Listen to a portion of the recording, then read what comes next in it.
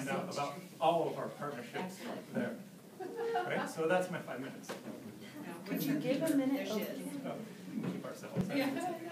So in talking about eliminating health disparities and, oh, we don't just sit there. No. So in talking about eliminating health disparities and how you all work together, how can people from the community get involved in participating in the Life Enhancement Program or the research that the College of Public Health is doing, or with El Rio, the healthcare delivery? And if I may real quick, from the collaborative perspective, as you can see, the Canyon Ranch Institute is the think and do tank, as we say in the healthcare industry. I got to pay you both $5 now. And El Rio is the delivery mode of that, and public health is the research arm.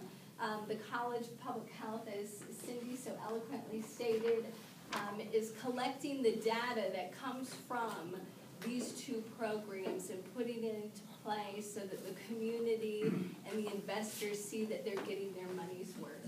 So I applaud all of you on your really strong efforts.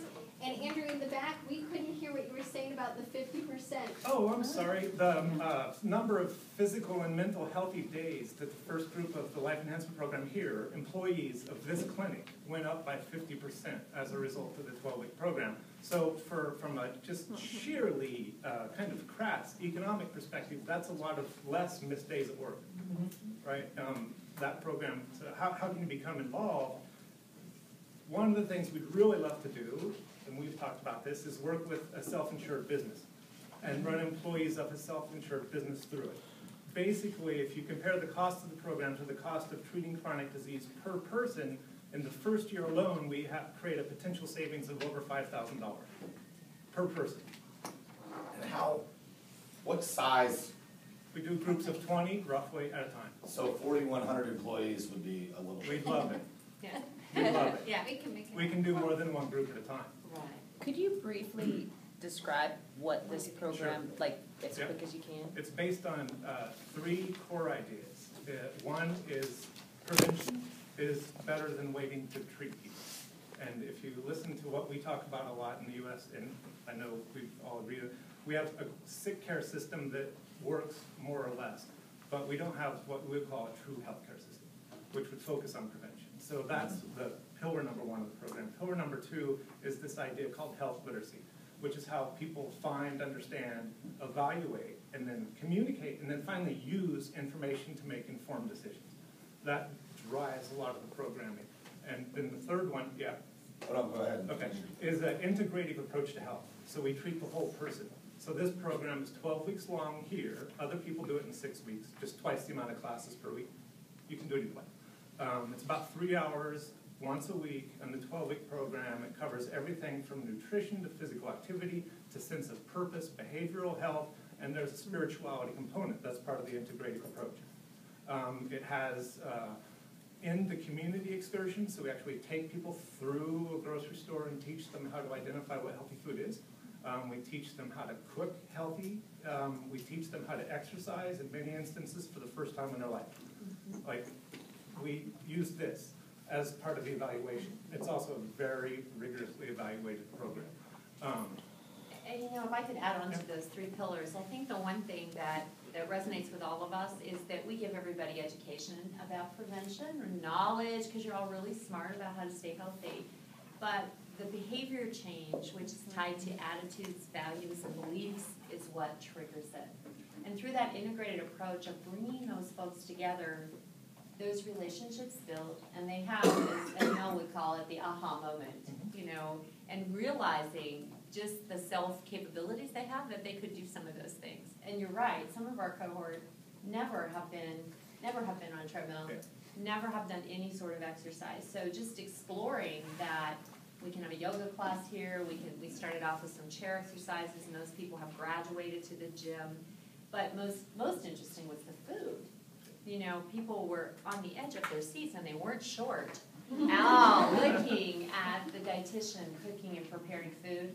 And we're really excited about our trip to the grocery store and working through the aisles, reading labels, talking about what these things are that are in your food and what choices to make versus what is marketed to us, right? So one of the things I want to point out is the program and anything in public health, a lot of the learning is experiential. A lot of people can read and read and read, but until you get them in their own homes doing what they need to do and deciding what are the behaviors that really are going to propel them towards a significant change in behavior. Because I can give them a whole laundry list as a dietitian even of all the things they could do, but until they're in their environment and see what works for them, then they have that aha moment. And the other real value in this is that support system. We know that true behavior change long-term is going to require a support system. It's not a go-it-alone effort.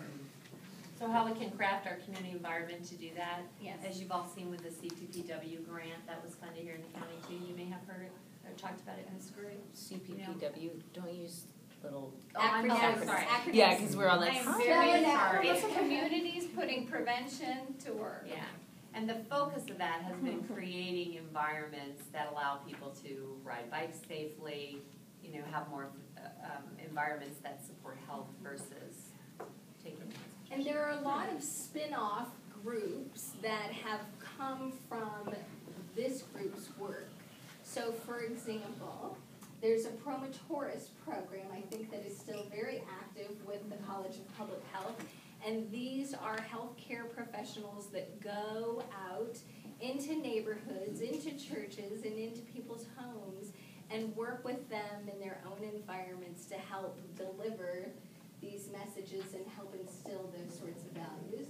There are bicycling and fitness programs that have come about from this work. I know one of them that you all have been supporting is El Grupo.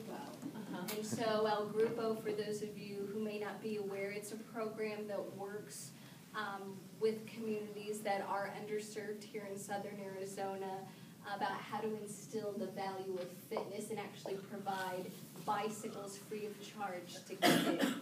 And so it's really cool to see those types of efforts being spun off from this level of work. So one of the things, the college has been involved in the community health worker model for quite a while. And one of the things that we've talked about in terms of the Canyon Ranch Center is how can we develop a coaching certificate where those community health workers who are interested can get some really focused training in the areas of diet and physical activity and how the whole person and how to translate that. So when they're out doing other things for the community, they can integrate in this wellness coaching as well. Yep. And as you said, we also have a long-standing partnership with MESCOF, the College of Public Health. We did a program called Healthy Steps that reached families through kindergartens, through their children, which was really interesting. And then in the Peru project, we actually went into the homes and took microbiological samples, and that was Dr. Kelly Reynolds from the university who did that too. So that's just an extent of how we reach out to the town. And we actually talk about changing community, or working on a planning grant to create right here, in what they call the South 40 actually, an open space to create a place for people in this program and patients in the community to come and simply unwind. Yep. Is there a youth substance abuse prevention component and an adult substance abuse prevention component in your program? Not directly, but we wouldn't say no to someone who needed that. Right. We do that in our clinical care model. We have a behavioral health consultant, we call them, at all of our major clinics. And that, so if I'm seeing a patient, I can just do a warm handoff, take that person over to visit with the behavioral health consultant. And that's a lot of what they do is around that substance piece. But is that in an early intervention stage, or is that in a prevention stage? I mean, I'm talking like a full prevention stage. Okay. Yeah. Well, I would say the Lifestyle Institute and these sort of behaviors are highly preventative in terms of mental health.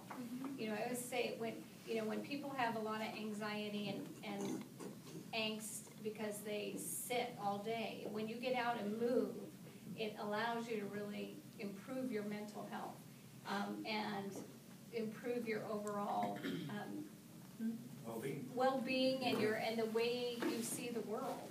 And so I think there's not been a lot of work on the role of these sort of lifestyle and the impact on mental health as much as there should be. It's kind of focused more on overall well-being or physical measures or lipid or, you know, that's kind of been our medical model. But I think the programming certainly lends itself to be able to look at how it could impact mental health in a more meaningful way, as well as cognition. I mean, there's some really interesting work that I know I've talked with Mel Zuckerman about in this issue of aging and cognition. And we have this aging population. Let's get them active, and they'll be amazed at how well they think.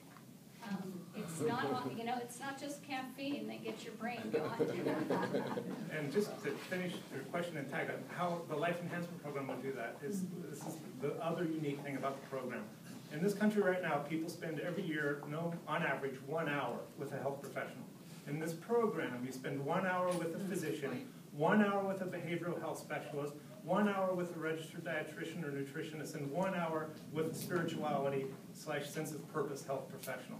So we quadruple immediately the amount of one-on-one time interacting with the health system. That's why I say we wouldn't say no to someone who had this sort of issue, because we know they get channeled right into the appropriate care, just like Nancy's system does. Rena.